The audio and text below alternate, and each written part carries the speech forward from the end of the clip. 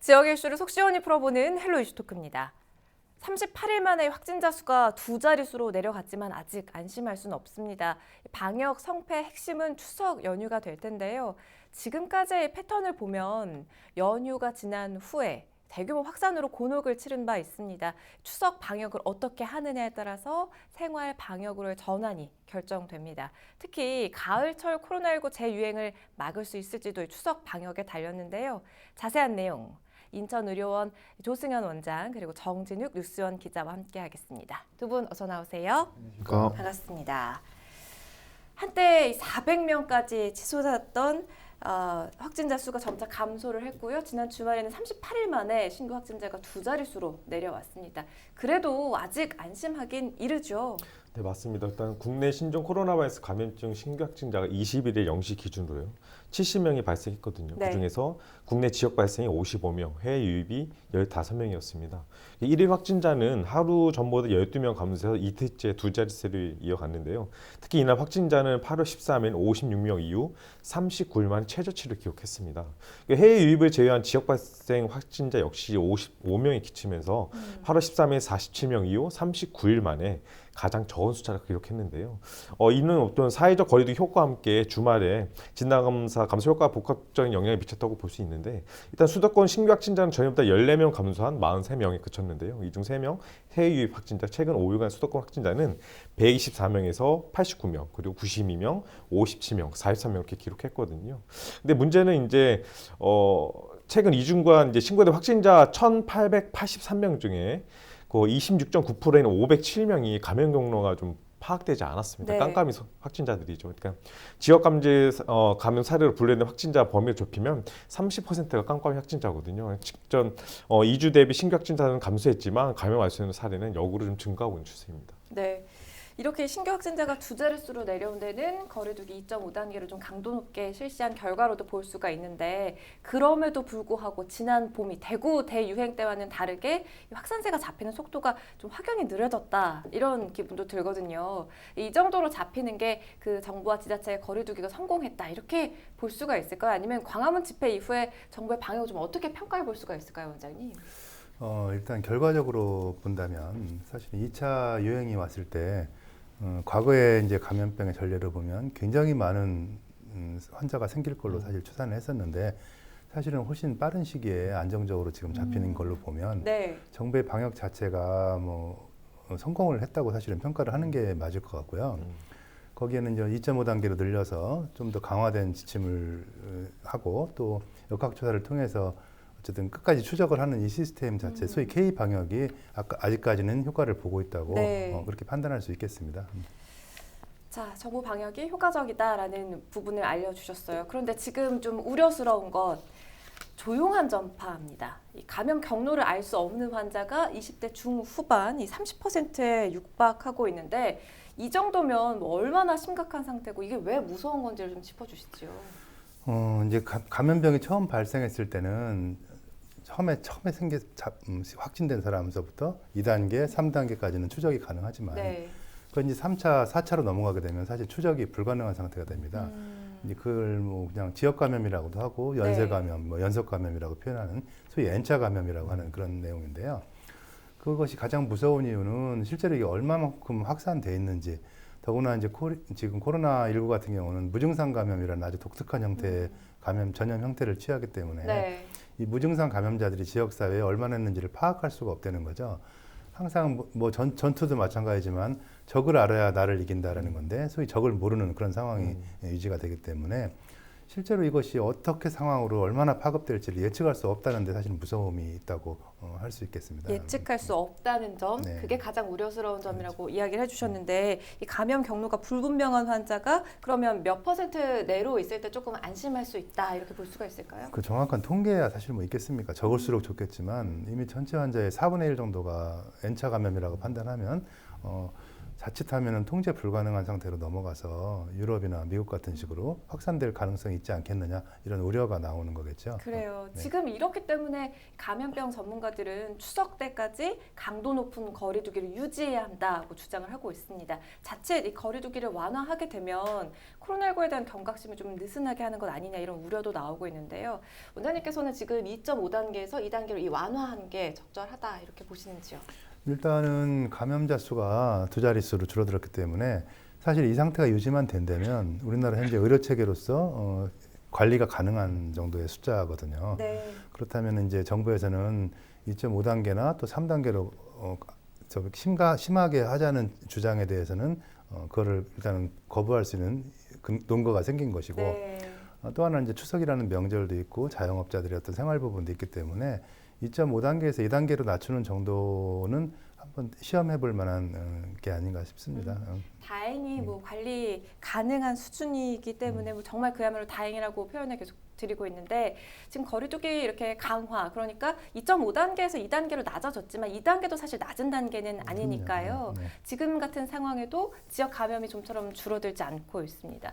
여전히 종교단체에서 많이 나오고 있나요? 지금은 어떤가요? 지금도 어제 그러니까 21일 기준으로 해서 경기 부천시 이제 남부교회죠. 근데 집단 감염발 추가 확진자가 나왔거든요. 근데 자녀분 그러니까 가족까지 감염이 됐는데 현재까지 총 이 부천 같은 경우 남부교회에서 총 12명이 나왔습니다. 현재까지. 그래서 이분들은 이제 온라인 예배, 그러니까 지금 예배를 못 드리니까 온라인 예배 준비하는 과정에서 지금 감염이 된 걸 추정이 되고 있는데요. 네. 어쨌든 이 소규모 감염이 어쨌든 교회별로 나오고 있고요. 인천 같은 경우에서도 미추홀구 소재하는 소망교회에서 추가 확진 좀 받았거든요. 이 교회에서만 현재 7명의 환자가 나왔습니다. 그래서 해당 교회는 등록이 안 된 교회였어요. 그래서 지금 지자체에서도 이런 관리 자체가 좀 안 된 네. 교회였기 때문에 이런 부분들이 좀 문제가 됐었고 또 해당 교회에서 또 그러니까 노숙인이라던가 뭐 조금 종교의 첫 번째는 이렇게 부목사가 확진이 됐지만 그 이후로 이제 같이 그러니까 생활을 같이 한 거로 지금 파악이 됐거든요. 그래서 이런 부분도 네.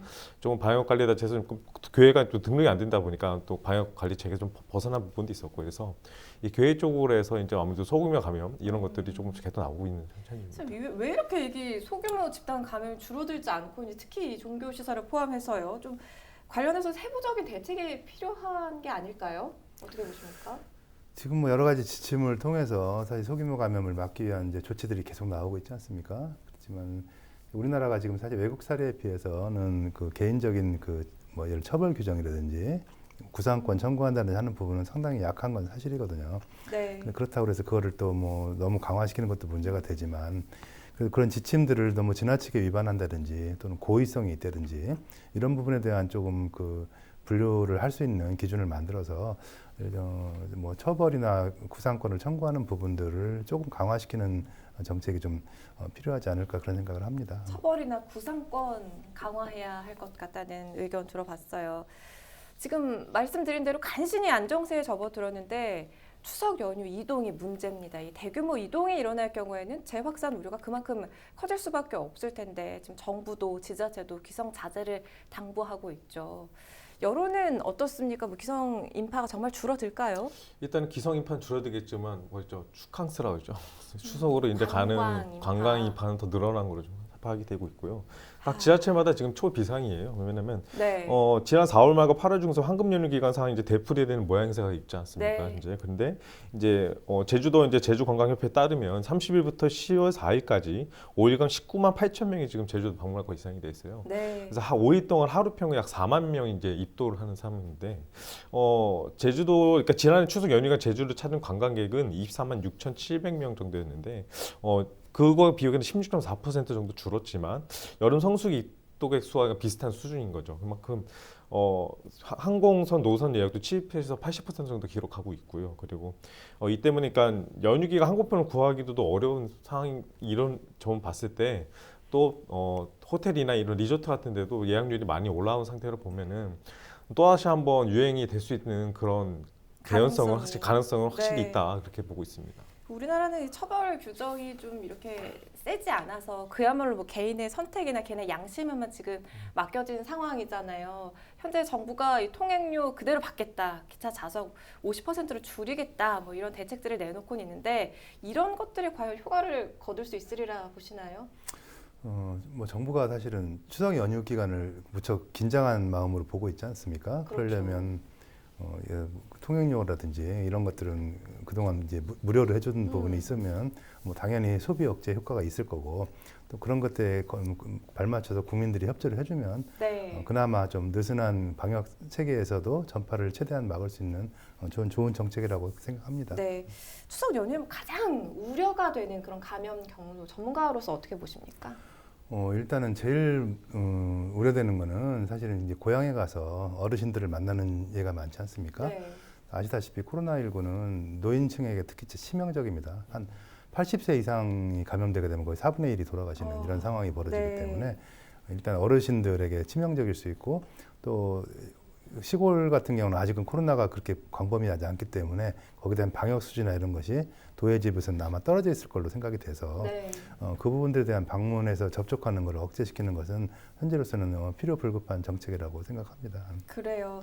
앞서 제주도 방문 인원에 대해서 잠깐 짚어주셨는데 추석이 지나고 나면 진짜 어떤 일이 벌어질까 가장 우려되는 감염 경우는 어떻게 보세요, 기자님? 아까 원장님께서 말씀하신 대로 가족 간의 전파가 제일 위험하죠. 특히 무증상자가 있지 않습니까? 이 무증상자들이 과연 가족 간의 전파가 만약에 걸렸는데 본인도 모르는 경우가 있거든요. 특히 이나대 같은 경우도 최근에 학생이 감염이 됐는데 그것도 어머니가 이제 걸리는 거를 근데 본인은 무증상자였던 거죠. 근데 그러면서 또 학교를 했는데 다행히 학교에서는 다 음성이 나왔지만 이렇게 이게 무증상자, 그러니까 감염군을 모르는다. 나도 모르는 사이에 나도 무증상이 걸렸는데 이것도 고향에 내려가서 부모님한테 걸린다는 문제가 되는 거고 또 이런 것들이 또 아이들까지 전파해서 아이가 또 이제 학교가 어제부터 그러니까 21일부터 다시 다 계획 등급기를 올리지 않았습니까? 네. 이것도 학교 간에 또 전파가 되면 또 다시 시작이 된다는 거죠. 이런 사이클이 계속 반복되고 있는 것들에 대해서 조금 어느 정도 차단이 돼야 되는데 조금 나아졌다고 해서 또 풀어지면 또 계속 문제가 반복된다는 거죠. 또 억제 정책을 쓰고는 있지만 그래도 추석 연휴 기간에 국내 휴양지 숙박시설이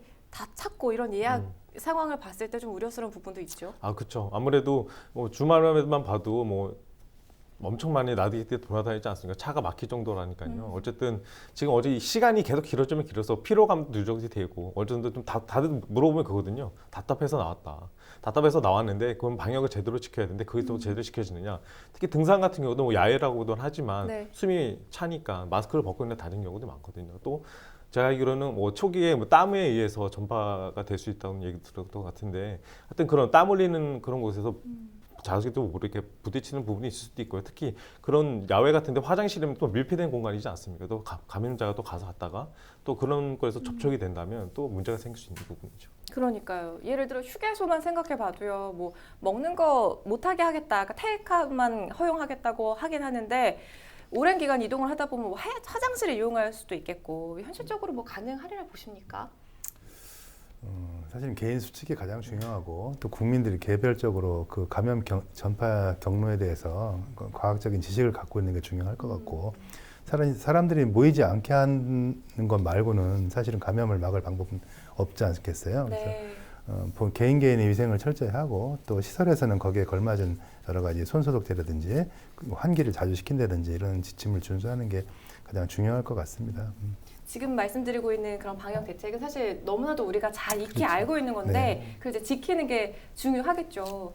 정부가 이 추석 특별 방역 대책을 세우고 이 세부적인 내용을 오늘 25일에 발표하기로 했습니다. 윤곽이 조금 나와 있나요? 일단은 25일날 발표된 윤곽은 나오지 않지만 그 전에 이미 말은 했거든요. 일단은 윤태호 중앙사고수습본부, 중수본 방역총괄반장이 20일 온라인 브리핑을 통해서 추석 특별 방역기를 어떻게 보냐가 앞으로 가을철 다시 코로나19 유행을 맞을지 혹은 다시 생활방역책을 전환될 수지를 결정할 때 중요한 분수령이 될 것이라고 얘기를 했거든요. 네. 어쨌든 중앙재난안전대책본부가 이제 추석 연휴 때 대규모 인구 이동을 고려한 대책을 발표한 바 있습니다. 그래서 세부 내용을 보면 고속도로 휴게소, 졸음 쉼터 등에서 출입구, 동선을 분리하고 또 사람 간 접촉을 최소화하고 또 QR코드, 수기 등 출입 명부를 작성해서 향후 감염자 발생 시 접촉자 파악을 용이하도록 하게끔 했고요. 또 휴게소를 내 모든 음식 메뉴는 포장만 허용하기로 했습니다. 특히 실내 테이블 운영 아예 중단하고요. 야외 테이블의 경우는 투명 가리판을 설치해서 최소한의 이 접촉할 수 있는 비말 차단을 막고 있고요. 그리고 실내외 안내요원을 배치해서 이용자 및 적객 방역 관리도 또 강화하기로 했습니다. 그래서 또 삼식의 주요 휴게소에도 이제 혼잡 안내 시스템을 해서 설치 운영을 해서 휴게실의 인원수, 포화 등을 이제 도로 전광표 표시에 사전에 표출해서 이동 차량들이 이 시설에 사람이 많으니까 가지 말자. 그러니까 사람을 분산시키려고 하는 노력도 있고요. 네.